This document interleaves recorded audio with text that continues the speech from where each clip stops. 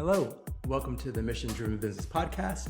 I'm your host, Brian Thompson, an attorney, certified financial planner, and founder of a financial planning firm that serves LGBTQ entrepreneurs. I created this podcast to help mission-driven entrepreneurs build businesses that are both profitable and meaningful. On the show, you'll hear conversations from diverse entrepreneurs and experts who support small businesses in many, many ways. We'll talk about marketing, money, strategy, mindset, and what it really takes to build a business that aligns with your values and supports the life that you want. So whether you're just getting started or growing an established business, you're in the right place.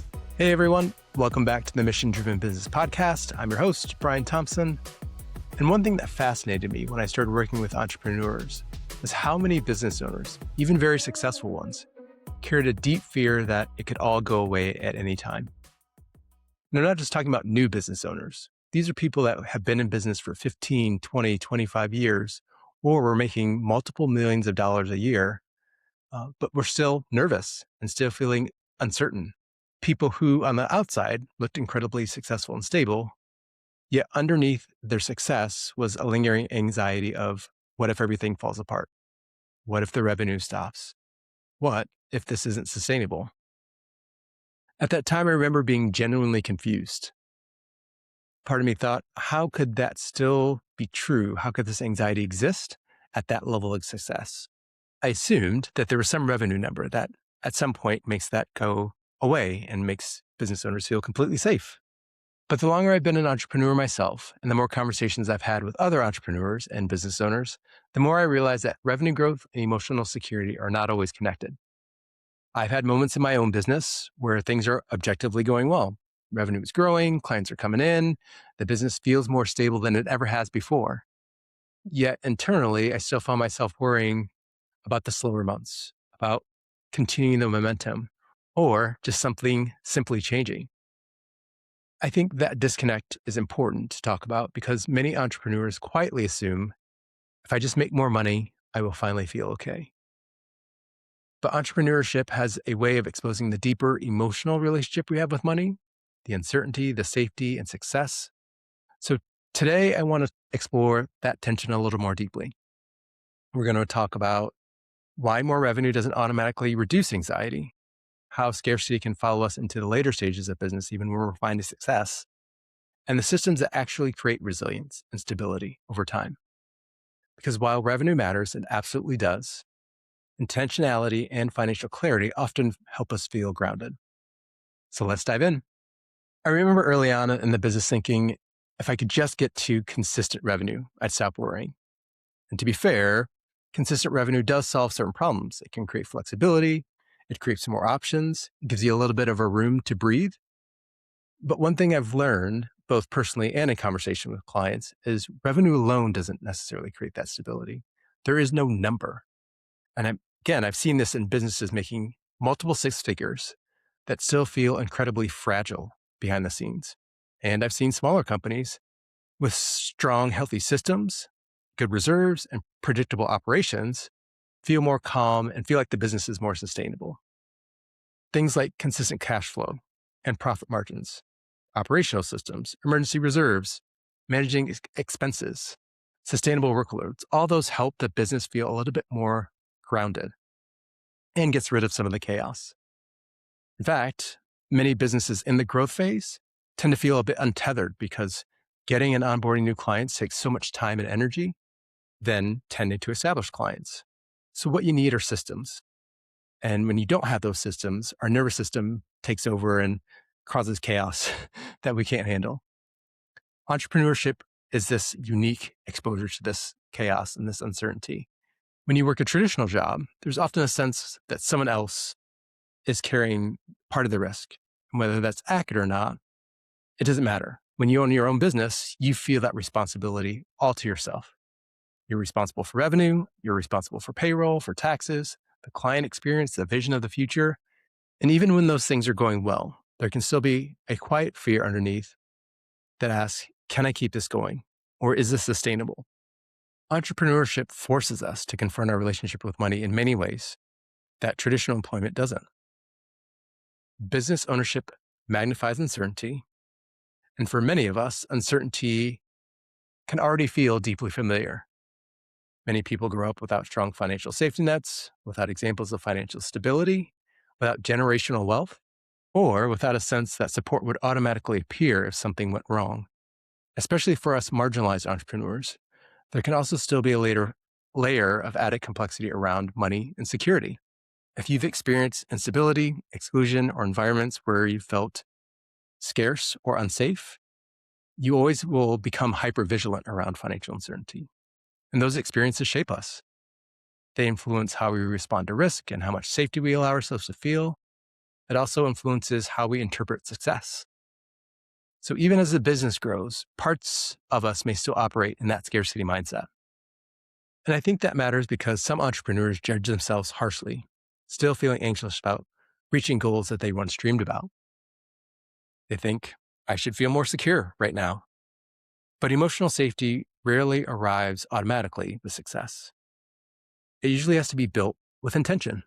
One thing that I've noticed about scarcity is that it evolves. Early on, scarcity might sound like, I just hope I can pay the rent. And later becomes, what if momentum disappears? What if a client leaves? What if the economy changes? What if this level of success isn't sustainable? And granted, those fears are valid. We've seen these past couple of years how quickly outside forces can affect our businesses and how things can change very, very quickly. But even when overall circumstances improve, there still feels that underlying layer of uncertainty. And that produces behaviors like overworking, underpricing, saying yes to everything, avoiding delegation, and constantly chasing revenue without evaluating sustainability. Again, I've absolutely had those moments where I realized that I was pursuing growth simultaneously and not experiencing enoughness. That's exhausting. I also think that many entrepreneurs become so focused on protecting themselves from future instability that they lose the ability to acknowledge present progress. You remember our higher achiever episode from a couple weeks ago? You hit a milestone, and instead of celebrating, you immediately go to what's next. That constant vigilance can make entrepreneurship emotionally draining, even when the business is doing well and objectively healthy. At some point, I think entrepreneurs have to redefine what security means to them and what success means to them. Security isn't just, can I make more money? It's also, can I create a business and a life that feels sustainable and that gives me the life that I want? So let's talk about what actually creates safety and security. One of the biggest mindset shifts for me has been realizing that systems create safety far more reliably than revenue spikes do.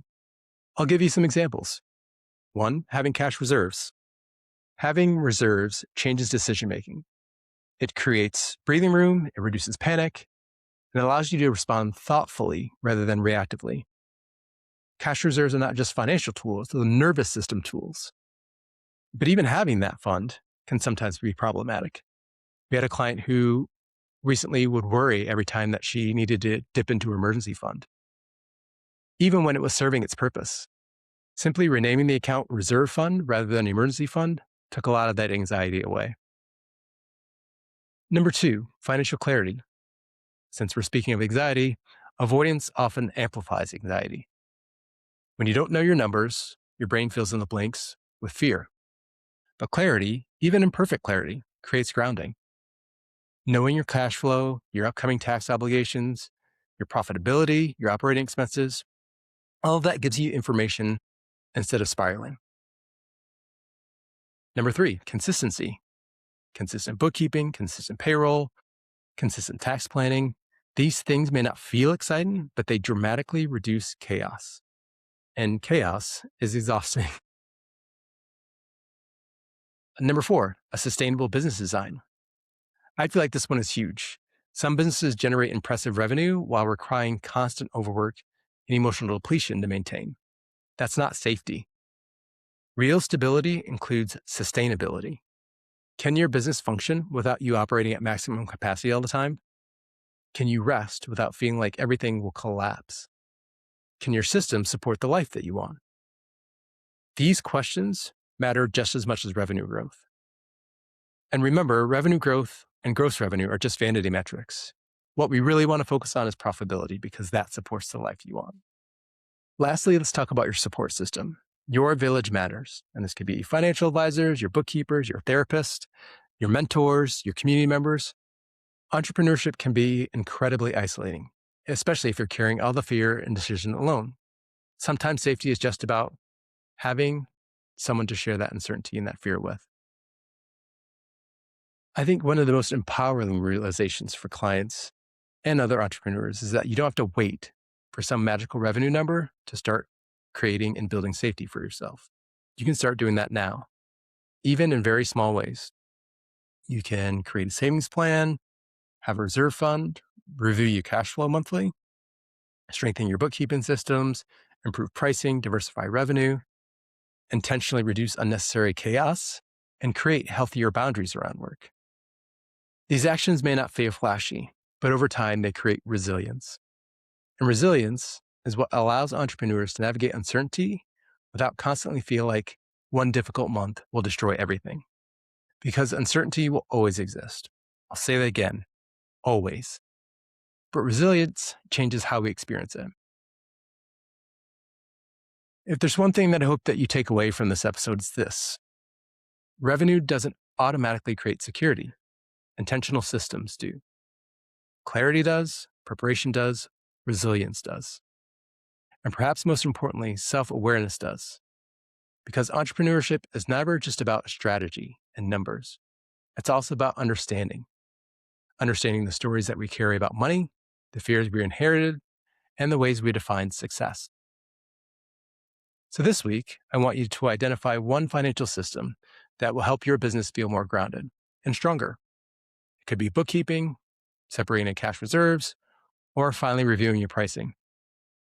Maybe it's simply creating time to consistently look at your numbers instead of avoiding them. Small intentional shifts create long-term resilience. And resilience, not just revenue, is what helps entrepreneurs build a business that actually feels sustainable. Thanks so much for tuning into the Mission Driven Business Podcast. If this episode resonated with you, share it with another entrepreneur who might need to be reminded that growth and safety are not always the same thing. And until next time, keep building a business that aligns with your mission, your values, and the life that you want to create. Thank you for listening to the Mission Driven Business Podcast. I'm your host, Brian Thompson. If you enjoyed today's episode, make sure to subscribe on Spotify, Apple, or wherever you get your podcast. And if you know another entrepreneur who could benefit from this conversation, please share it with them. Until next time, keep building a business that creates both profit and purpose.